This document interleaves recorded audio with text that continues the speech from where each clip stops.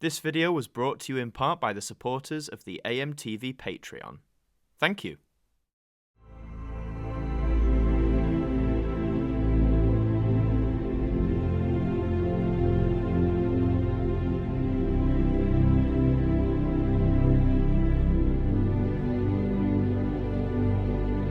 Hello, and welcome to the Ident Review, the show where we have a good look and chat about the various television idents that we've come to know and love over the years.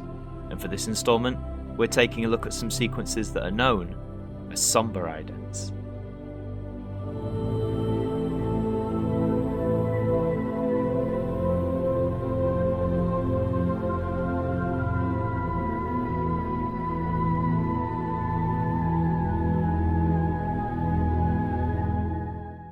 Ever since its inception, television has had the means and the responsibility to report on and broadcast news to the public, whether that be positive or negative.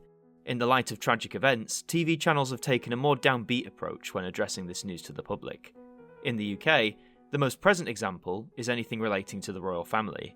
There's a strict code broadcasters and newsreaders have to follow after the death of a royal, and we've seen countless times this practice enacted out on our screens. In the April of 2021, Prince Philip, the Duke of Edinburgh, passed away at the age of 99. For many it was a sad moment, no more than for the family themselves, but given their status, the main broadcasters would once again interrupt their programmes and format themselves accordingly. So with that in mind, let's see the Sombre Ident for the BBC.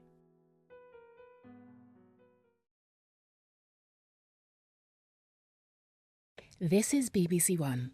Today is the funeral of His Royal Highness the Duke of Edinburgh.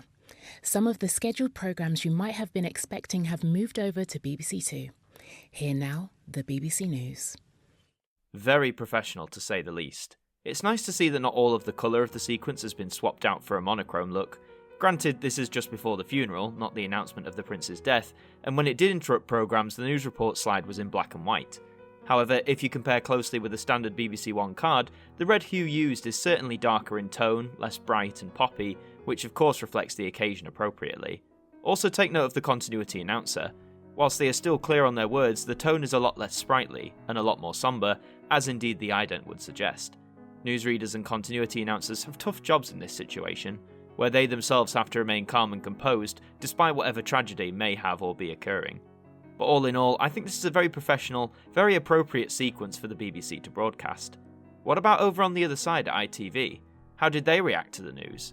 Let's have a look at their Sombre Ident and find out.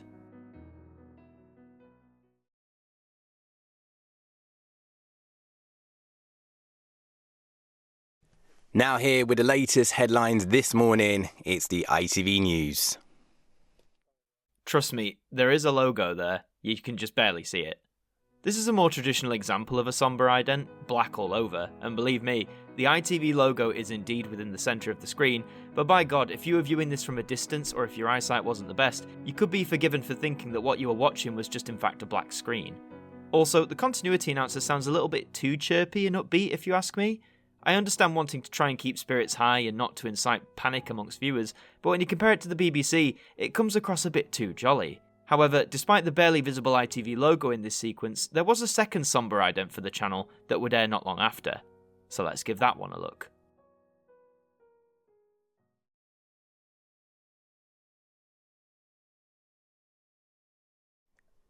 Now on ITV, we join Tom Bradby and Julie Etchingham at the funeral of His Royal Highness Prince Philip, Duke of Edinburgh.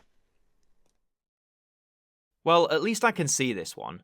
The almost invisible logo has been swapped out for a 3D model of the ITV logo, this time in grey, thankfully making it visible. This still embodies all the tried and true traditions of a Sombre Ident, using a limited colour scheme with very little or indeed nothing going on in the background, and it alerts viewers to the channel they're watching, bringing the connotations that some very important or indeed sad news is about to break. The announcer this time around also sounds more in keeping with the BBC's version, his voice being clear and precise, but also having an air of sombreness and morbidity to it also. I know some of you may find these sequences so far to be really simplistic and possibly even dull, but keep the context in mind. For events such as this, they have to take a respectable and very limited approach, so whilst it may not make for the most engaging ident, they remain memorable in their own right. But now let's move on to our final Sombre Ident of the day, and see what was broadcast by Channel 4.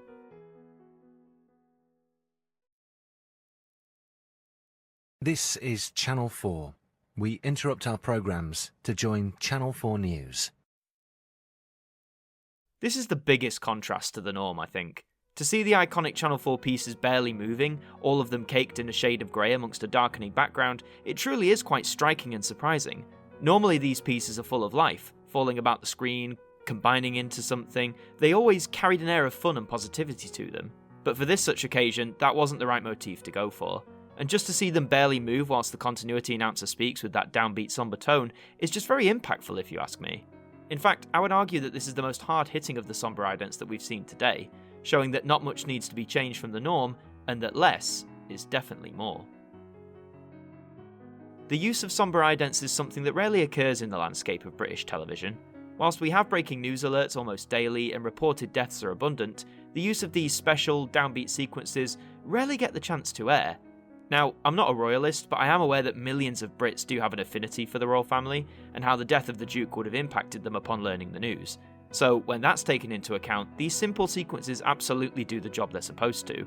They don't overstay their welcome, they're not loud or abrasive, they just simply state what channel they represent before the continuity announcer begins to speak. And whilst it may be some time before we see these or sequences like them air again, they remain a fascinating oddity in the wide history of television idents. And so that brings us to the end of another episode of the Ident Review. If you enjoyed this look at the Sombre Idents of 2021, then please leave a like, comment your thoughts below, and subscribe to the channel for lots more ident-related content. I've been Adam Martyn from AMTV. Thank you for joining me. See you next time. Well, that does bring us to the end of another day here on AMTV. We do hope you enjoyed the programme. A special thank you to our patrons for helping to support the show, and to everyone who's tuned in. Until the next broadcast, we wish you a good night.